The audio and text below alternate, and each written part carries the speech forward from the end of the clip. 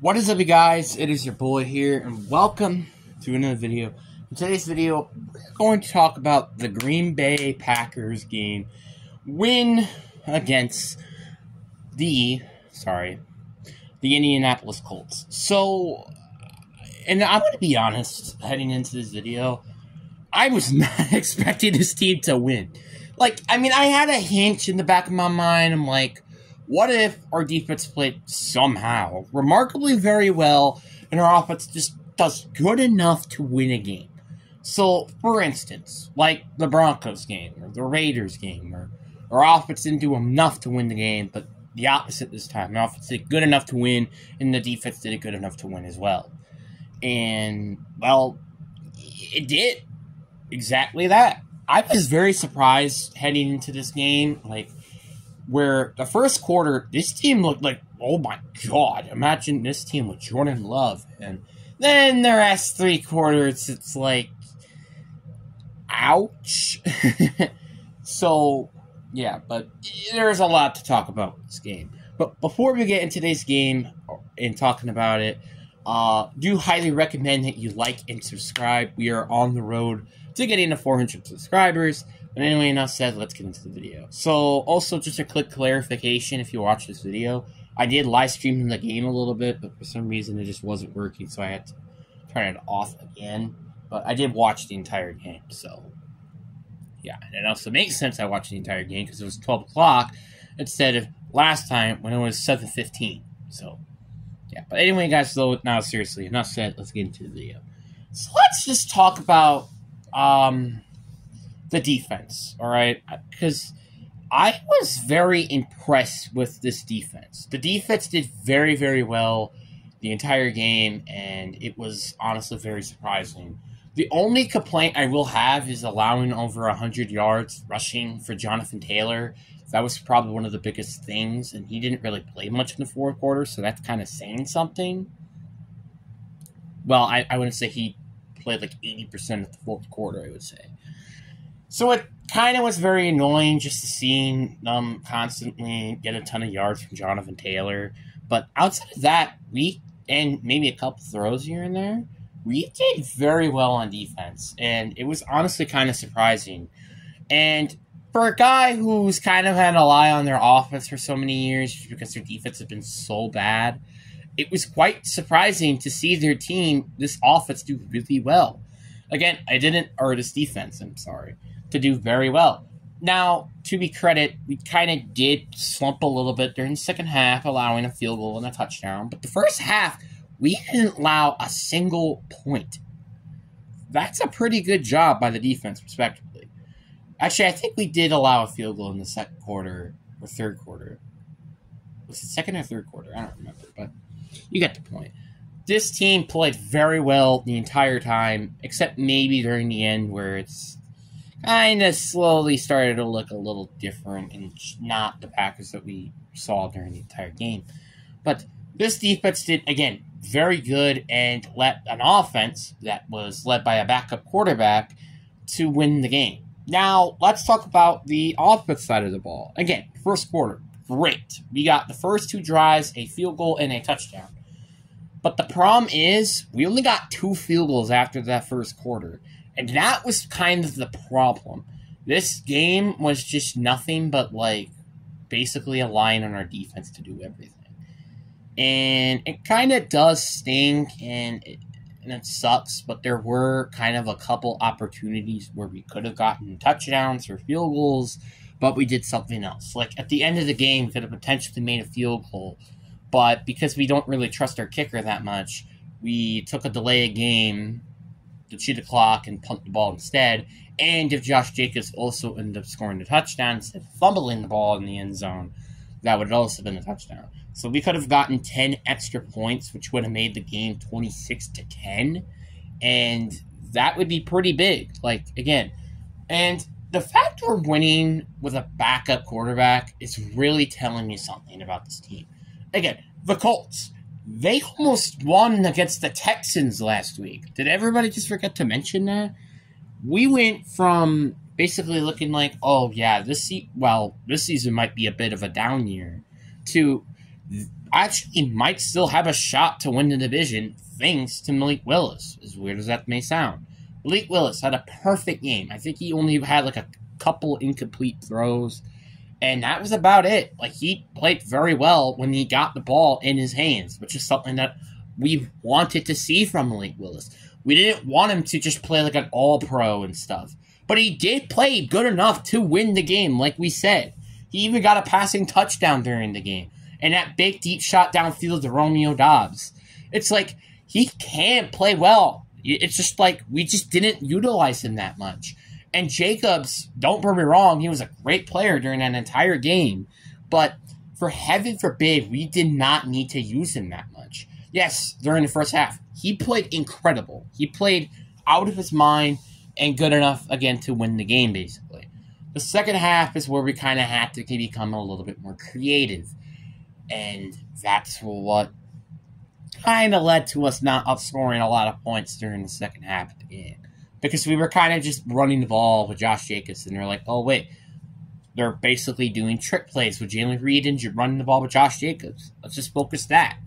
And that's why the play with Romeo Doubs went so well, because, nope, they weren't expecting a deep shot downfield, because we've been so used to just running the ball or giving the ball quickly to Jalen Reed or something.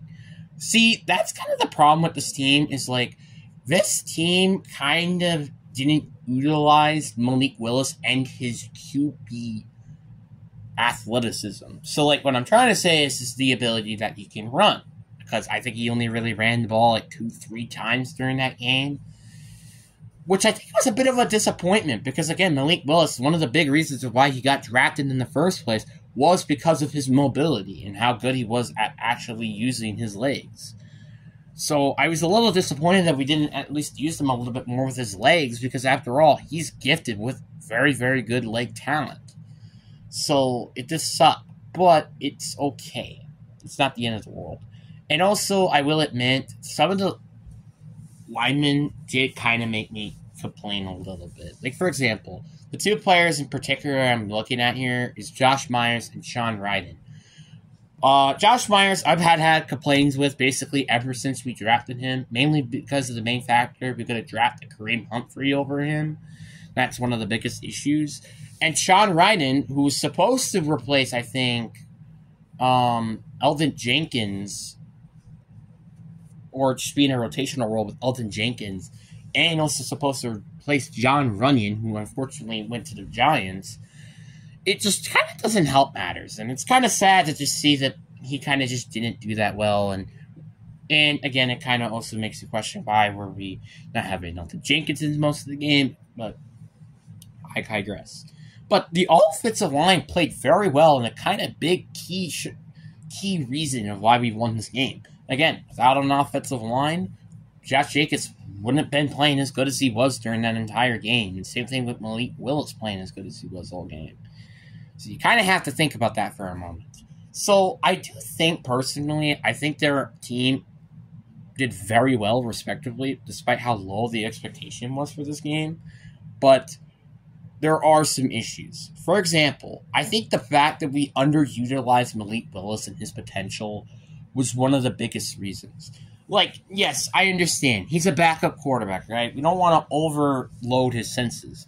But, like, he played very well. If this game doesn't show you that he didn't play well, I don't know what will. It kind of just was very annoying to just see that we were kind of protective and kind of just running the ball most of the time, when we clearly could probably see that Josh Jacobs is getting tired of running the ball so much, and Wilson just couldn't get the round game going.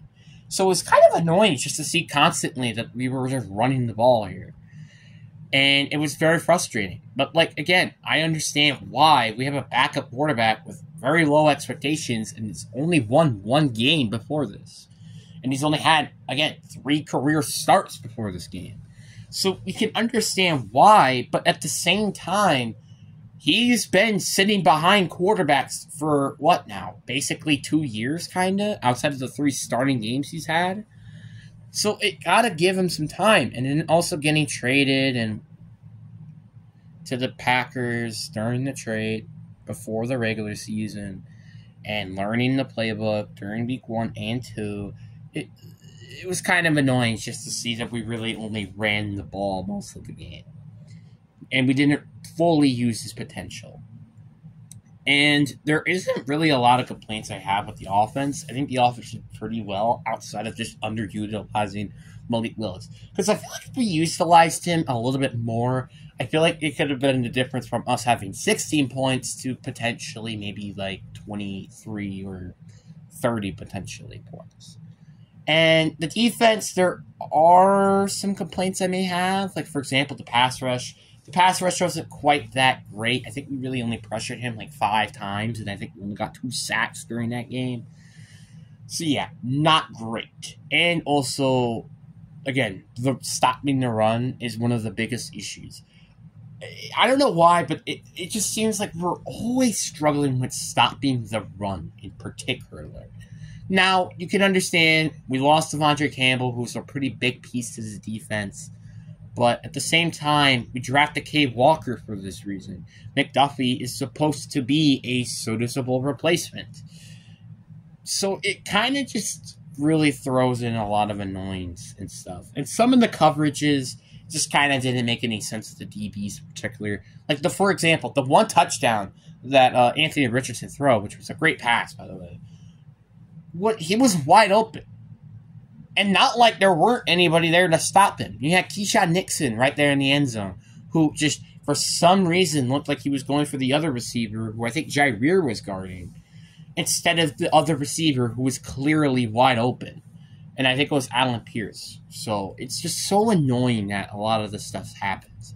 And I understand that, like, Keyshawn Nixon, I think, is like, what, a 3rd or a 7th round draft pick or something like that? Or undrafted, I don't even remember, but it's still getting a little ridiculous that we have used so much draft capital on this defense, and it's not really been paying off that much.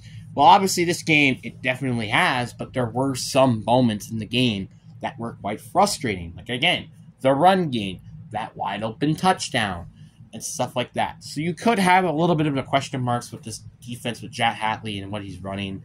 But personally, I don't think he was doing quite that bad. And again, we played very good coverage on defense. We got 2 interceptions during the game. I think we even made a couple of fumbles during the game. So you kind of can get the point. The point is what I'm trying to say is this team played very well during the entire game. So I'm not going to complain. But there were some issues on special teams. For example, the kicker ended up kicking a field goal. Thankfully, it still made it in. I think it was actually an extra point, sorry. And a Colts defender blocked it, but it still made it in. That was kind of a bit of a concern, and because like it literally, he kicked it normally, and yet still was blocked, but still made it in, luckily. So it was kind of annoying just to see that they ended up blocking the field goal, and yet still it almost made it in. Or it barely made it in, I'm sorry to say that. And also Jaden Reed dropping a punt without being pressured and stuff. That was also very annoying because that could have potentially been a touchdown, which that also would have made a difference in the score potentially to 16-16 or 13-16. But thankfully the ball did went out of bounds and everything was fine afterwards. So you kind of can get the point. There were a couple critiques I can have on the offense and the defense and special teams, especially special teams. So it's kind of frustrating that we still have a lot of these issues. And most of the issues is not because of Malik Willis. It's kind of crazy to say, but when you're thinking that you're coming into a game with a backup quarterback, you think, oh, obviously quarterback is going to be one of the biggest issues.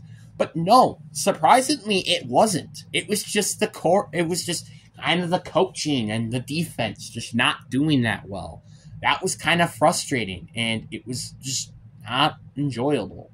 Like, when I knew that they were going to run the ball most of the time, they didn't stop running the ball, and it was kind of frustrating. Like I said, that this team relied on the run game, and we couldn't stop the run game to save our lives.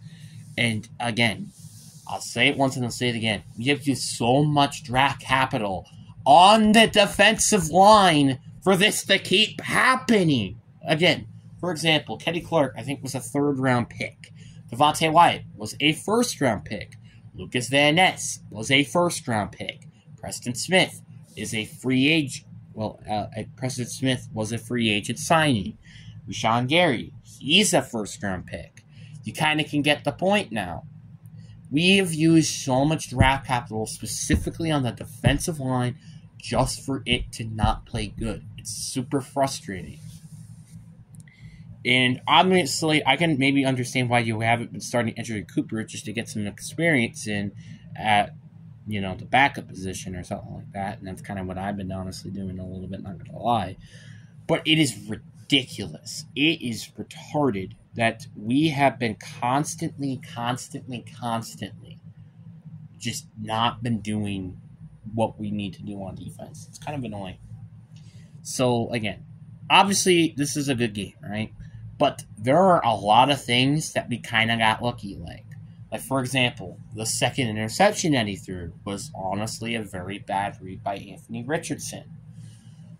Jaden Reed and him having that ball go out of bounds. And that blocked extra point. Like, you kind of could slowly understand that there were a lot of critiques that could have potentially cost us the game. And that was very frustrating. And again, I know we have a backup quarterback, but we can utilize him.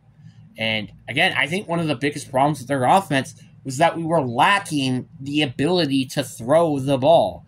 And I think he had like under 10 attempts or something like that during the game that he got to throw the ball. It was kind of ridiculous, and I thought it was very annoying that we were just cautiously using him. When he is throwing the ball, he's not doing that particularly bad.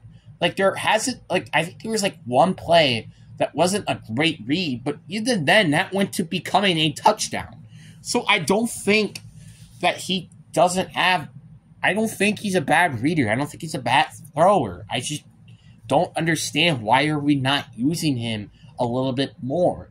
I don't want to overuse him, obviously, because then we would have probably lost the game if we overused him, but you kind of can get the point.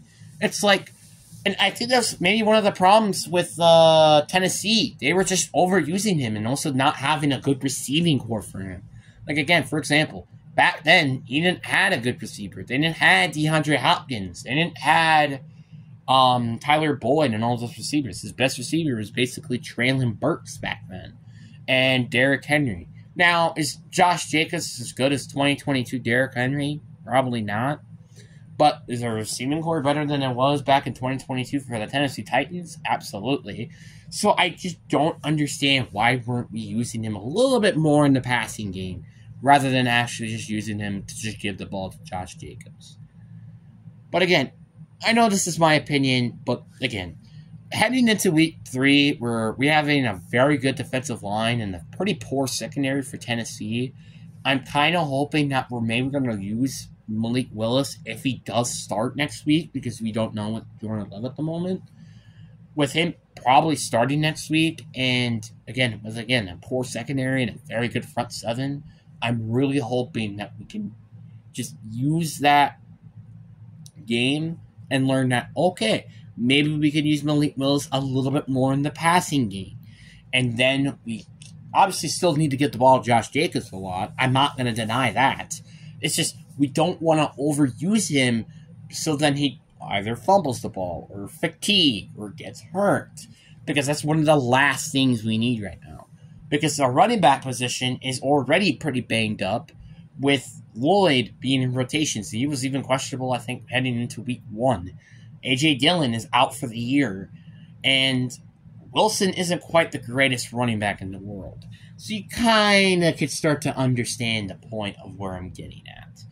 So I'm hoping for our team to just use Malik Willis a little bit more next week against the Titans, where we're probably going to actually have a very good game offensively, and where I imagine our defense could play pretty well defensively because of the factor that the Bears and the Jets defense have played very well against this team.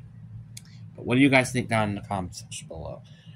Obviously, again, if you haven't liked and subscribed already, highly recommend you do that. It's free, and you can always change your mind later. But again, it's your boy. See you next time.